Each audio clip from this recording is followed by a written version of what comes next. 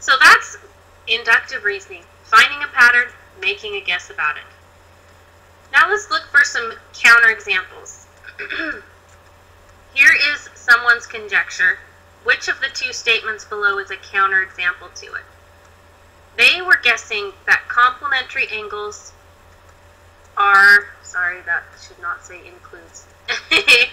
Complementary angles are congruent.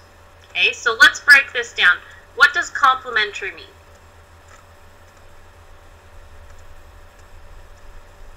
Because if you don't know what the things in the statement mean, then we're going to have a hard time. Do you remember what complementary means? As in types of angles? Good. It is two angles that add, whoops,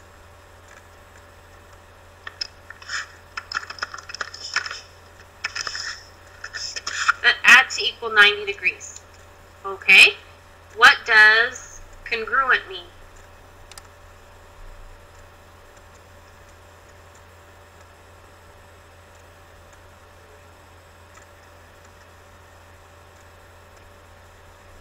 Okay, so they're saying all angles that are complementary, or again that means add to equal 90, are congruent. To remember what congruent means, that's an important word for geometry.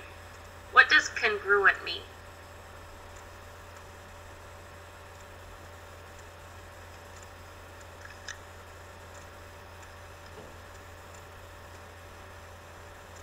Very good.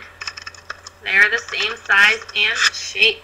So they're saying in order to be complementary, two angles have to be the same size. Is that true? Anytime you have two angles that equal 90, is it always the same angle added to itself? No, it's not. Okay? Which of these would be a counterexample? That person's statement is not true. Which of these two would be a counterexample? Okay? Counterexample would be something that shows that they can be complementary without being equal. Good. This one would be a counterexample. The first one can't be a counterexample because it does exactly what they say. It takes two congruent angles that add to equal 90. They made this conjecture when in fact those are the only angles that are complementary and congruent. This statement, the 30 plus 60 equals 90, is a counterexample because it's complementary angles, but they are not congruent. So it proves that you don't have to be congruent if you're complementary. Okay? So the counterexample would be this here. Can you think of another counterexample that they could have used for that statement to prove this person wrong? Any other two? If they asked us to.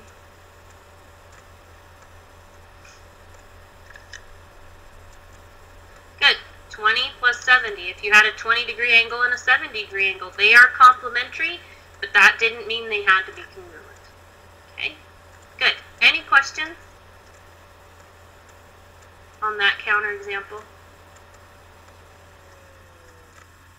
All right. Let's take a look at the next one. This one's a little crazier. It's got some math symbols in it. Select the counterexample that makes this conjecture false. They are saying for any number, for any number, the number squared is going to be greater than or equal to the number you started with. So they're saying, for example, they probably went, if I had the number 2, 2 squared is greater than 2. Because 2 times 2 is 4. 4 is definitely greater than 2. And then they went, when I have the number 3, is 3 squared greater than 3? 3 times 3 is 9. 9 is greater than 3. Okay? But there's somewhere where this breaks down. One of these does not work. Let's see, negatives apply, so let's try the negative one and see if that's our counterexample. If I do negative 5 squared, is it going to be greater than negative 5? Well, negative 5 times negative 5 is positive 25, because negative times a negative is positive. Is 25 greater than negative 5? Yes. Okay, so that one actually was true for the statement they gave me. Let's try 0. Does 0 work in their statement? Is 0 squared greater than or equal to 0?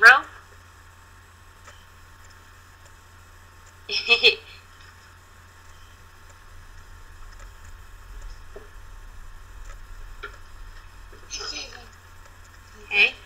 Because of the little equal to underneath, 0 works also. So 2 worked, -5 worked, 0 worked. It must be 1/3 that's causing the problem.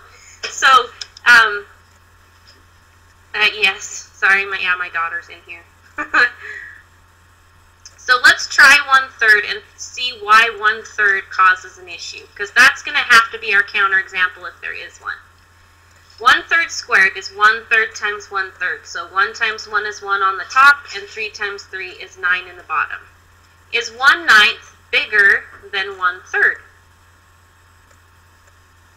Okay, if you had a picture, let's say we had a rectangle and cut it into thirds, that's 1/3.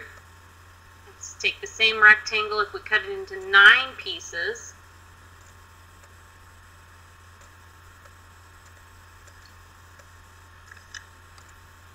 that would be 1/9 right there. So is 1/9 bigger than 1/3?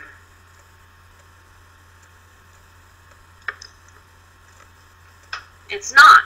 Okay? So A is our counterexample. It's the one that shows this conjecture is false. When we square 1/3, we get a smaller number instead of a bigger number. Because really what you're doing is multiplying. 1/3 is a piece, and you're multiplying the pieces. So you have more little pieces, the pieces have to get smaller to fit into the same space. So this would work for anything except for numbers less than between 0 and 1. So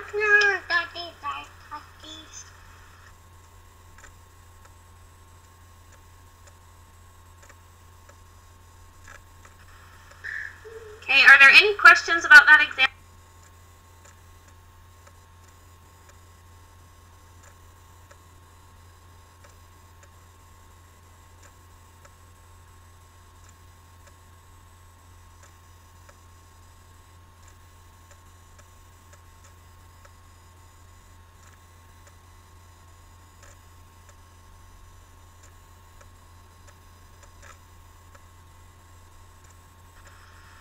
Okay, good.